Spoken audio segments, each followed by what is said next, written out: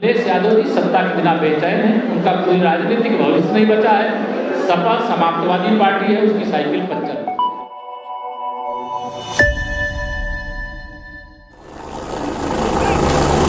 चौथे स्तंभ में आपका स्वागत है। डबल इंजन की सरकार, उपलब्धियों की सरकार। प्रदेश के डिप्टी सीएम केशव प्रसाद मौर्य ने शुक्रवार को बरेली का दौरा किया।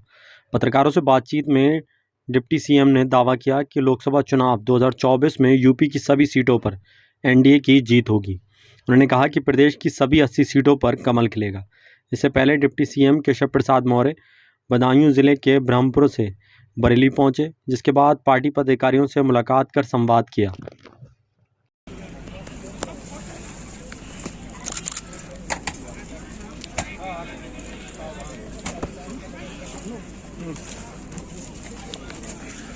एक मिनट में आ गया। पीछे हटो। कार जंगल सलोट सलामी शस्त्र।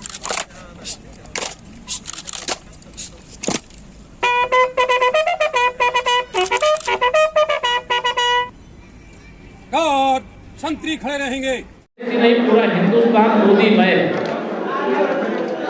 इसे हम पूरे विश्वास से कह सकते हैं कि 2024 के लोकसभा चुनाव में भारतीय जनता पार्टी और जो हमारे गठबंधन के साथी हैं मिलकर के 80 की 80 सीटों में कमल खिलाएंगे। भाजपा गठबंधन को जिताने में सफल होंगे और तीसरी बार माननीय नरेंद्र मोदी जी हिंदुस्तान के प्रधानमंत्री बनेंगे।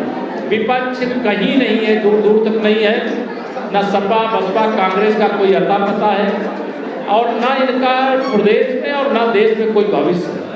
भाजपा ही देश और प्रदेश का वर्तमान है और भाजपा ही देश प्रदेश का भविष्य है। भारतीय जनता पार्टी ने अपनी डबल इंजन सरकार के माध्यम से अनेक उपलब्धियां अर्जित करने का काम किया है और हम यह उपलब्धियां निरंतर और भी अर्जित करने का काम करेंगे, क्योंकि हमारी मंशा सबका साथ सबका विकास है। कुछ का साथ कुछ का विकास करने वाले सत्ता से विदा हुए। मेरी ओर से क्या कहना, कोई एक दो सवाल पूछ लीजिए, मैं ये लिखा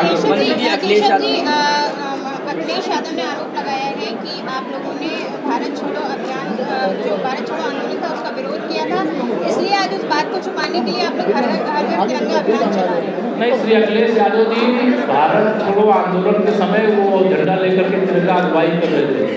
अभी उनको कभी भारत माता की जय बोले किसी मंच से वो, ये तो भारतीय जनता पार्टी की विचारधारा की ताकत है कि आज यह सारे विरोधी जो कभी मंदिर नहीं जाते थे आज मंदिर जाने के लिए मजबूर होते हैं। जो कभी भारत के इस राष्ट्रीय ध्वज तिरंगे को लहराने का काम नहीं करते थे आज लहराना पड़ रहा है।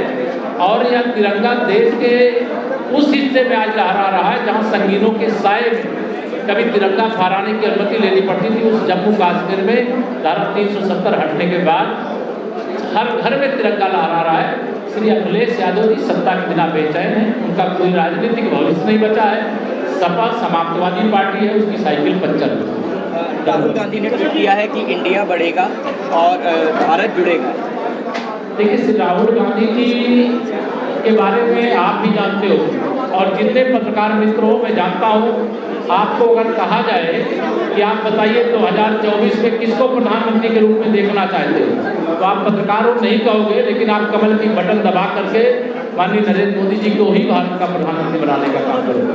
इसलिए श्री राहुल गांधी जी के इस प्रकार के ट्वीट देखते रहिए, मनोरंजन करते रहिए। विपक्ष कह रहा है कि 2024 में बीजेपी का जो सफाया हो जाएगा। विपक्ष एकजुट होकर बीजेपी सफाई की बात एक बहुत अभी 2019 में भी एकजुट हो गए थे सपा बसपा कांग्रेस लोग उत्तर प्रदेश में, तब भी हम 64 सांसद और 51% वोट के साथ मोदी जी के नेतृत्व में दूसरी बार सरकार बनाए थे। अभी इनके बयान सुनते रहिए। 2014 से और 2022 तक श्री अखिलेश यादव जी ने कितने बयान दिए ये देख लीजिए। अगर उनके बयान में से 10% की सफलता मिली हो तो कुछ मानिए हमारे बयान, हमारे नेताओं के बयान जो भी है वो 100% सफलता वाले हैं। हम 80 सीट जीतने का दावा कर रहे हैं, तो 80 सीट जनता के आशीर्वाद से अपने कार्यकर्ताओं के परिश्रम से 2024 में जीतेंगे और माननीय नरेंद्र मोदी जी 2019 से भी बड़े बहुमत से देश के प्रधानमंत्री के रूप में शपथ लेंगे।